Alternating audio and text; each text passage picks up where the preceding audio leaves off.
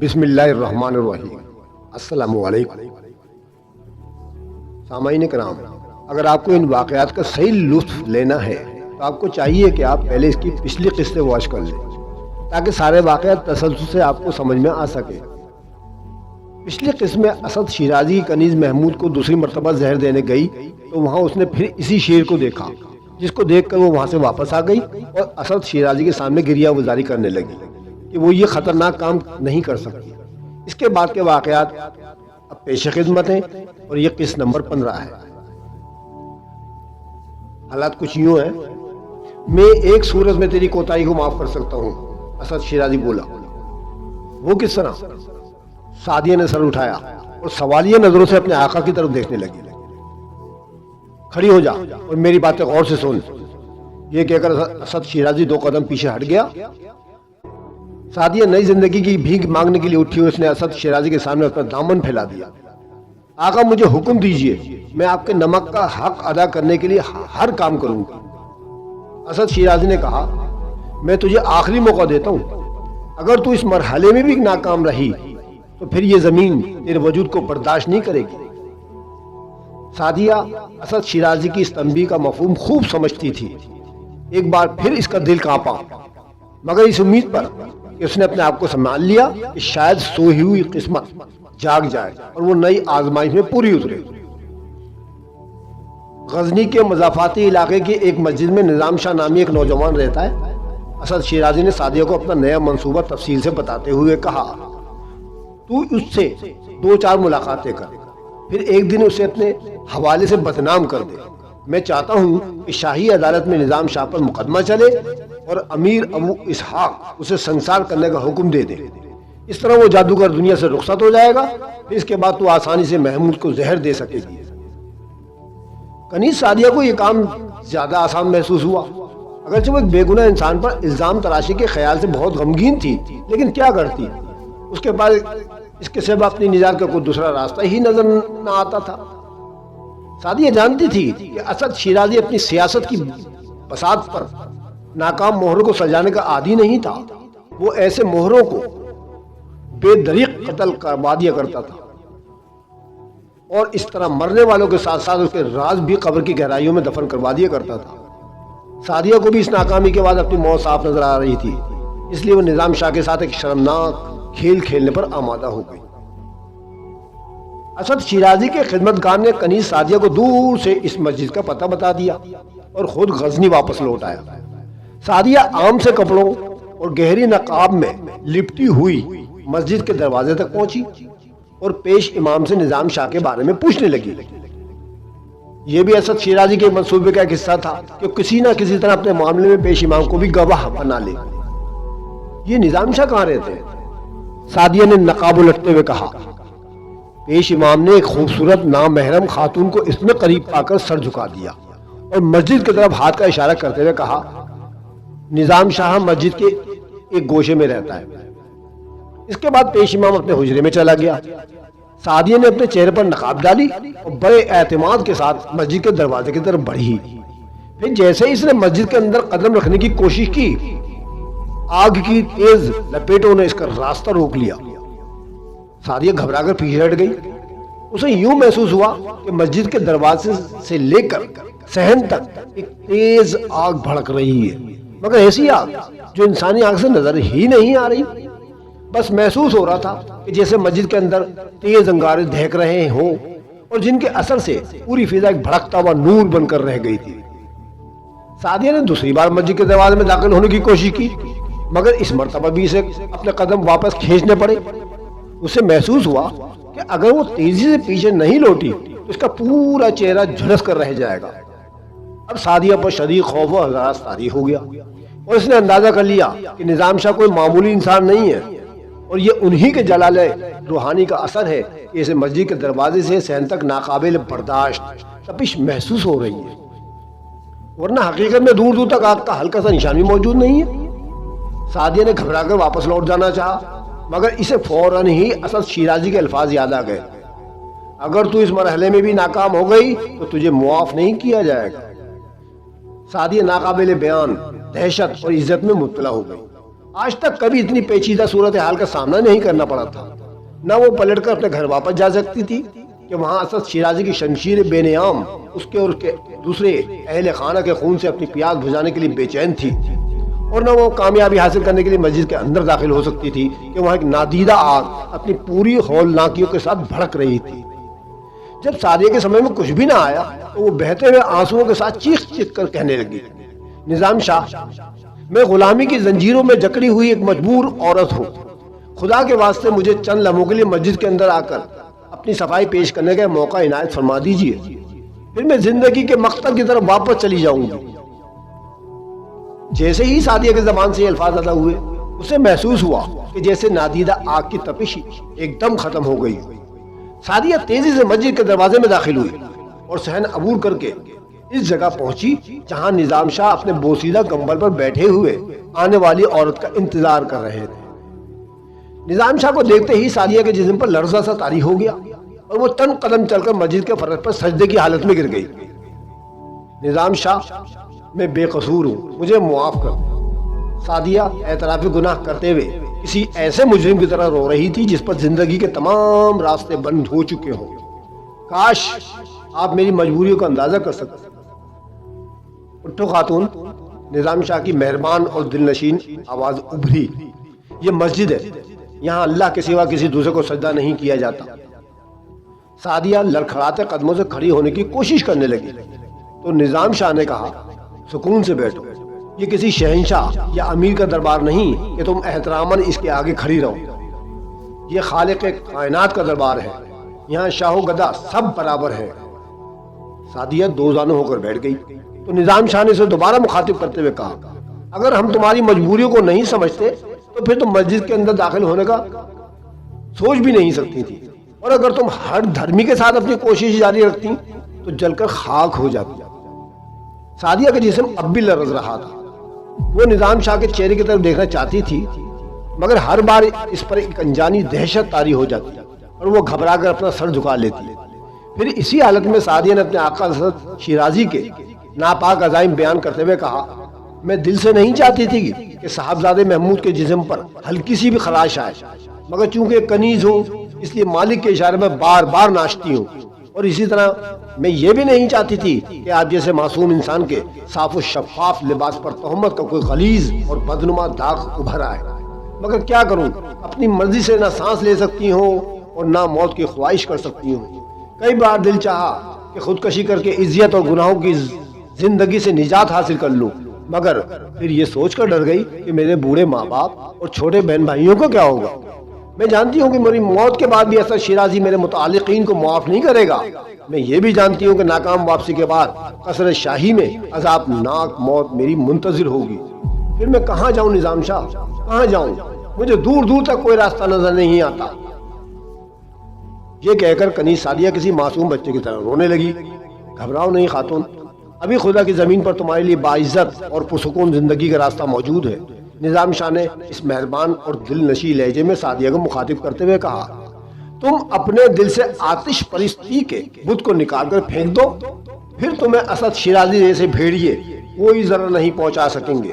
اللہ ان کے نوکیلے پنجوں اور زہریلے دانتوں کو اس طرح توڑ دے گا کہ وہ تمہیں قصر شاہی میں گھومنے والی بلیوں سے بھی زیادہ حقیر اور کمزور نظر آئیں گے۔ نظام شاہ کی باتیں سن کر موت کے دہانے پر کھڑی ہوئی سعدیہ کے جسم میں زندگی کی نئی لہر دوڑ گئی۔ اس نے گھبرا کر ایک بار پھر نظام شاہ کی طرف دیکھا، کیا ایسا ہی ہوگا؟ ہاں ایسا ہی ہوگا، نظام شاہ نے پرجلال لہجے میں کہا، اللہ اپنے پکارنے والوں کو درندوں کے حوالے نہیں کرتا۔ پھر اس کے بعد سعدیہ نظام شاہ کی دعاؤں کے سائے میں قصر شاہی واپس چلی گئی۔ اس نے اسد شیرازی کو صاف صاف بتا دیا کہ وہ نادیدہ آگ بھڑکنے کے سبب مسجد کے اندر داخلی ہی نہ ہو سکی۔ اس نئی صورتحال نے اسد شیرازی کو مزید الجھنوں میں مبتلا کر دیا۔ اب اسے کسی حد تک اندازہ ہو گیا تھا کہ نظام شاہ کوئی معمولی انسان نہیں ہے، اور اس کے ساتھ یہ حقیقت بھی مزید واضح ہو گئی تھی کہ نظام شاہ کے خاتمے کے بغیر اس کا کوئی منصوبہ کامیابی سے ہمکنار نہیں ہو سکے گا۔ بالآخر ایک دن اسد شیرازی خود مسجد کے پیش امام کے پاس پہنچا اور اسے اشرفیوں سے بھری تھیلی دیتے ہوئے بولا، میں چاہتا ہوں کہ تم نظام شاہ پر کفر کا فتویٰ عائد کرو اور اسے موت کی سزا تک پہنچا دو۔ مگر یہ کیسے ہوگا حضور؟ دنیا پرست امام نے خوش آمدانہ لہجے میں پوچھا۔ یہ سوچنا تمہارا کام۔ اسد شیرازی کی آواز سے ناگواری جھلک رہی تھی۔ تم نظام شاہ کے گرد کفر و بغاوت کا ایک ایسا دائرہ کھینچو جسے اس کے کمزور ہاتھ بھی نہ توڑ سکے۔ اگر غزنی کی عدالت نے نظام شاہ کو تختہ دار پر کھینچ دیا تو میں تمہیں ایسی آسودہ زندگی بخشوں گا جس کا تم تصور بھی نہیں کر سکتے۔ ادھر نظام شاہ اپنے خون میں نہائے گا اور ادھر تم پر زر و زفائی کی بارش ہونے لگے گی۔ یہ کہہ کر اسد شیرازی پیش امام کے حجرے سے نکلا اور پھر پلٹ کر بولا، تم اپنے منصوبے کی ابتدا کرو اور میں ذرا نظام شاہ کو دیکھ لوں۔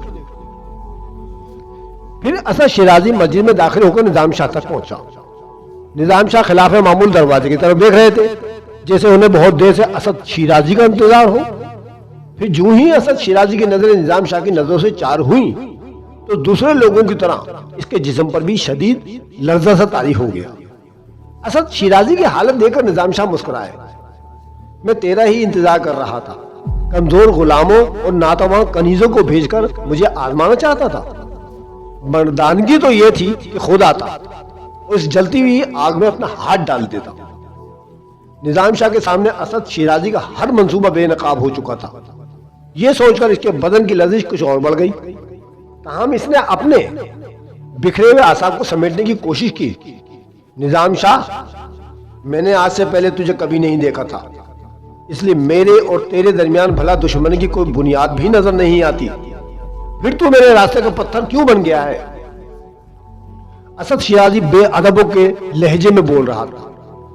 تو مجھ سے دشمنی کی وجہ پوچھنا چاہتا ہے؟ نظام شاہ نے تیز لہجے میں کہا، کیا تیری اور میری دشمنی کے لیے یہ وجہ کافی نہیں کہ تو آج بھی اپنے دل میں باپ دادا کے آتش قدوں کو چھپائے پھرتا ہے اور میرے اس سینے سوزہ میں ایک اللہ کے سوا کسی دوسرے کا عکس تک نہیں ہے؟ تو مجھ پر تہمت تراش رہا ہے نظام شاہ؟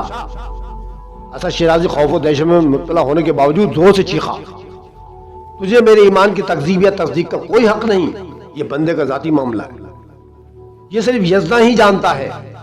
اسد شیرازی آہستہ بات کر۔ نظام شاہ نے انتہائی تحمل کا مظاہرہ کرتے ہوئے کہا، مگر تیرے ذہن میں تو کوئی آتش قدر روشن نہ ہوتا تو پھر تیری زبان پر یزداں کے بجائے اللہ کا نام آتا، یہ تیرے ایمان کا کھلا ثبوت ہے۔ مگر میں اس پر کوئی اعتراض نہیں کرتا کہ یہ اللہ اور بندے کا درمیان کا معاملہ ہے، پھر بھی تیرے دل و زبان میں ہم آہنگی ہونی چاہیے، ورنہ تیرے نفاق کی یہ حالت ایک دن تجھے ہلاک کر ڈالے گی۔ بس میں تجھے ایک نصیحت کرتا ہوں۔ اسد شیرازی اپنے دل کی چھپی ہوئی کثافتیں ظاہر ہو جانے پر بہت زیادہ برہم نظر آ رہا تھا۔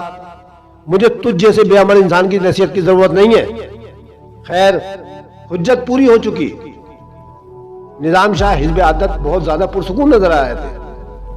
تیری ہدایت کے سلسلے میں مجھ پر ایک بڑا بھاری قرض تھا، سو آج وہ قرض بھی اتار دیا۔ اللہ حاضر و ناظر ہے، وہ میرے اور تیرے درمیان ہونے والی گفتگو کو سن بھی رہا ہے اور دل و دماغ میں کروٹیں لینے والے جذبہ خیال کو دیکھ بھی رہا ہے۔ اب میں کسی انسانی گواہی کی ضرورت محسوس نہیں کرتا۔ اسد شیرازی نے اچانک نیا لہجہ اختیار کیا، نظام شاہ، میں جانتا ہوں کہ دنیا کی تمام آسائشوں سے محروم ایک افلاس زدہ نوجوان ہے۔ آج میں یہی سوچ کر آیا ہوں کہ میں تجھے زندگی کی تمام نعمتیں بخش دوں۔ اسد شیرازی نظام شاہ کی درویشانہ حالت دیکھ کر سوداگری کے پرانے حربے آزما رہا تھا، مگر میری بارش کرم کے لیے ایک شرط ہوگی، بہت آسان سی شرط۔ شیرازی بولا۔ نظام شاہ اپنے اسی روایتی انداز میں مسکرائے اور بولے، کیسی شرط؟ یہی کہ تجھے ہمیشہ کے لیے غزنی چھوڑ کر یہاں سے بہت دور جانا ہوگا۔ اسد شیرازی نے اپنی پیشکش کی وضاحت کرتے ہوئے کہا، دوسرے یہ کہ تجھے میرے اور محمود کے راستے سے ہٹنا ہوگا۔ نظام شاہ چند لمحوں تک اسد شیرازی کے عیار چہرے کو دیکھتے رہے، جس پر اس کی اندرونی خباثت کا گہرا رنگ جھلک رہا تھا۔ پھر زیر لب مسکراتے ہوئے بولے، اسد شیرازی، تیرے پاس کتنی دولت ہے؟ نظام شاہ نے وزیر مملکت کو اس کا نام لے کر پھر مخاطب کیا۔ خود اسد شیرازی کو بھی طرز تخاطب پر شدید حیرت تھی اور وہ دل ہی دل میں نظام شاہ کے اس عمل کو جادوگری یا شوبدے بازی کا ایک حصہ سمجھ جاتا۔ آخر تو مجھے کتنی دولت دے سکتا ہے؟ نظام شاہ بولے، نظام شاہ میرے پاس تیرے اندازوں سے بھی زیادہ دولت ہے۔ اسد شیرازی اسی گستاخانہ لہجے میں بول رہا تھا، تو اپنا دامن تو میرے سامنے پھیلا، پھر دیکھ میں تیرے بوسیدہ دامن کو زر و جواہر سے بھر دوں گا۔ اب وزیر مملکت کا خوف کسی قدر کم ہو گیا تھا اور وہ نظام شاہ کے روبرو کھڑا ہوا دولت کے نشے میں جھوم رہا تھا۔ نظام شاہ کے دائیں ہاتھ کو جنبش ہوئی اور انہوں نے اپنے پیون لگے کمبل کا کونا اٹھاتے ہوئے کہا، کیا تیرے پاس اتنی دولت ہے؟ اسد شیرازی پہلے تو سوال کا مفہوم ہی نہیں سمجھ سکا، مگر جب اس نے نظام شاہ کے مسجد کے فرش کی طرف اشارہ کرتے ہوئے پایا اس کی طرف دیکھنے لگا، پھر اس کی آنکھیں پردے حیرت سے پھیل گئیں۔ اسد شیرازی نے دیکھا کہ نظام شاہ کے کمبل کے نیچے زر و جواہر کا ایک دریا سا بہہ رہا تھا۔ نظام شاہ نے کمبل کا اٹھا ہوا کونا ہموار کرا اور پھر اسد شیرازی کے عقب میں مسجد کے ایک حصے کی طرف اشارہ کرتے ہوئے کہا، کیا تیرے پاس اتنی دولت ہے؟ اسد شیرازی کسی بدحواس انسان کے مانند اپنی ایڑیوں پر گھوما اور پھر دیکھنے لگا جدھر نظام شاہ نے اپنی انگلی سے اشارہ کیا تھا، وہاں بھی زر و جواہر کا ایک دریا سا موزن تھا۔ ابھی اسد شیرازی ناقابل بیان حیرت کے گرداب سے نکلنے بھی نہ پایا تھا کہ نظام شاہ نے مسجد کی چھت کی طرف اشارہ کیا، کیا اتنی دولت ہے؟ اسد شیرازی نے کانپتی ہوئی نظروں سے دیکھا کہ مسجد کی پوری چھت قیمتی ہیروں سے مزین تھی اور عجیب و غریب روشنی کی شعاعیں اس میں سے پھوٹ رہی تھی۔ کیا تیرے پاس اتنی دولت ہے؟ اس بار نظام شاہ نے بلند اور پرزور لہجے میں پوچھا۔ دولت کی یہ انبار دے کر اسد شیرازی کی زبان گنگ ہو گئی۔ اس نے نفی میں سر کو جنبش دی اور اعتراف کیا کہ اس کے پاس اتنی دولت نہیں ہے۔ پھر تو بہت ہی غریب انسان ہے اسد شیرازی، تو مجھے خریدنے کے لیے آیا تھا؟ نظام شاہ حسب عادت مسکرانے لگے تھے۔ اسد شیرازی اپنی حیرت کے ساتھ توڑ کر باہر نکلا اور پھر ہوش و آواز درست کرتے ہوئے بولا، یہ سب تیری شعبدے بازی ہے نظام شاہ، اس کے سوا کچھ نہیں۔ اسد شیرازی کے لہجے سے دوبارہ وہی رونق جھلکنے لگی، میں تیرے نزدیک جادوگر ہی صحیح۔ نظام شاہ کے ہونٹوں پر وہی دلاویز تبسم نمایا تھا، تو پھر تو ایسا ہی کوئی دوسرا جادوگر ڈھونڈ لے اور مجھے اپنے راستے سے ہٹا دے، میں تیری جادوگری کو بھی دیکھ لوں گا نظام شاہ، اور تجھ کو بھی دیکھ لوں گا۔ یہ کہہ کر اسد شیرازی تیزی کے ساتھ پلٹا۔ جب تو اللہ کے گھر میں آیا ہے تو میں تجھے اسی قادر مطلق کے جبروت سے ڈراتا ہوں اور آخری نصیحت کرتا ہوں کہ تو محمود کا پیچھا چھوڑ دے کہ وہ مستقبل کا سب سے بڑا بت شکن ہے۔ اگر تو نے ایسا نہیں کیا تو ہزاروں اسد شیرازی اس کے گھوڑے کے سموں کے نیچے آ کر ریزہ ریزہ ہو جائیں گے۔ اسد شیرازی نے نظام شاہ کی بات کا کوئی جواب نہ دیا، وہ تیزی سے پلٹا اور مسجد سے باہر نکل گیا۔ پھر وہ کچھ دیر کے لیے پیش امام کے حجرے میں ٹھہرا اور اسے سخت الفاظ میں ہدایت دیتے ہوئے بولا، یہ میری انا کا مسئلہ ہے، بہت جلد کوئی منصوبہ تیار کرو، نظام شاہ کے پورے جسم پر ذلت اور رسوائی کی کیچڑ مل دو۔ میں اس سے کم پر راضی نہیں ہو سکتا کہ نظام شاہ کا چہرہ کالا کر کے اسے گلی گلی پھرایا جائے اور پھر مقتل میں لے آ کر ذبح کر دیا جائے۔ ایسا ہی ہوگا حضور، پیش امام نے خوش آمدانہ لہجے میں جواب دیتے ہوئے کہا۔ ہاں، اور یاد رکھو اگر ایسا نہیں ہوا تو نظام شاہ کی ساحرانہ قوتیں غزنی کے تمام علماء کو نگل لیں گی اور تمہاری یہ جبے اور یہ دستار تم سے سب چھین لیے جائیں گے، اور امیر ابو اسحاق کے کانوں تک یہ خبر پہنچا دو کہ نظام شاہ مسلمانوں کے لیے ایک بہت بڑا فتنہ ہے۔ اگر اس کی شعبدہ بازی کو بروقت فنا نہیں کیا گیا تو غزنی کے سادہ لو انسانوں کے عقائد میں گہرا خلل واقع ہو جائے گا اور پھر ہر طرف خوفناک برائی پھیل جائے گی۔ یہ کہہ کر اسد شیرازی پیش امام کے حجرے سے نکلا اور قصر شاہی کی طرف چلا گیا۔ وقت تیزی سے گزرتا رہا۔ اس دوران مسجد کے پیش امام نے بہت کوشش کی، مگر وہ نظام شاہ کے خلاف کوئی فرد جرم تیار کر کے امیر ابو اسحاق کی عدالت میں پیش ہی نہ کر سکا۔ اسد شیرازی اپنی اس بیچارگی پر اندر ہی اندر پیچ و تاب کھاتا رہتا۔ اس نے محمود کی ہلاکت کے کئی منصوبے بنائے، مگر کسی میں بھی کامیابی حاصل نہ ہو سکی۔ وہ رات بھر کاغذ پر مختلف ذائچے کھینچ کھینچ کر ستاروں کی رفتار دیکھتا رہتا۔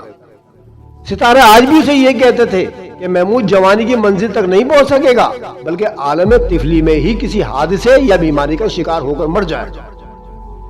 اسد شیرازی اپنے احساس سے مطمئن ہو کر کچھ دیر کے لیے مسرتوں کے نشے سے جھوم اٹھتا، لیکن پھر رات گزرتے ہی اس کی تمام لذت و نشاط زائل ہو جاتی اور وہ کمسن محمود کو محافظوں کے درمیان محل کی راہداریوں میں دوڑتے ہوئے دیکھتا رہتا۔ اب محمود 3 سال کا ہو گیا تھا۔ اس کی کشادہ اور روشن آنکھیں دیکھنے والوں کو بتاتی تھی کہ وہ ایک انتہائی ذہین بچہ ہے۔ محمود جسمانی اعتبار سے بھی بہت زیادہ تندرست اور چاق و چوبند نظر آتا تھا۔ اس کی بے چین فطرت کا یہ حال تھا کہ وہ ایک لمحے کے لیے بھی سکون سے نہیں بیٹھتا تھا۔ وہ مختلف چیزوں کو دیکھ کر بار بار پہرے دار سے پوچھتا، یہ کیا ہے، یہ کیا ہے۔